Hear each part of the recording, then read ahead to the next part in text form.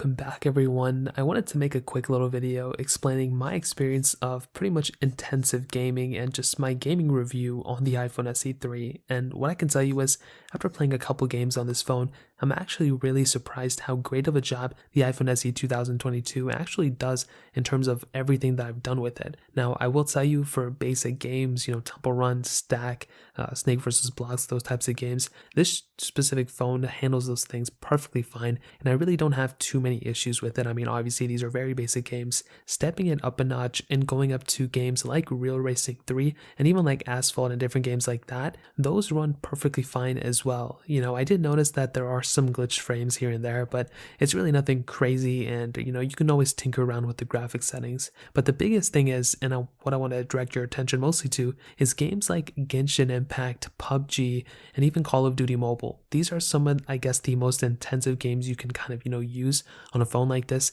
and these are games that you can modify the graphics with too. If you want higher graphics, you can go and modify those, and in my opinion, this specific phone does a tremendous job at pretty much the whole entire thing I did with it, to be honest. Now, a majority of the games that I tested with the default graphics and the higher end graphics, and definitely when you modify them to the higher end graphics, they are definitely not the most stable games out there. But I'm still actually surprised how great of a job a phone like the iPhone SE 2022 can actually do with a game like Genshin Impact, even on some of the higher settings, which is really cool. Now, you still are lacking things like 120 Hz, so things don't look extremely smooth, but they still look very fast, and it's completely playable 100%. If I were playing a game like Genshin Impact on my iPhone SE 3 for the price that it is, $429, I think it's not a bad priced phone for gaming. But I think when you consider everything, when you consider the display,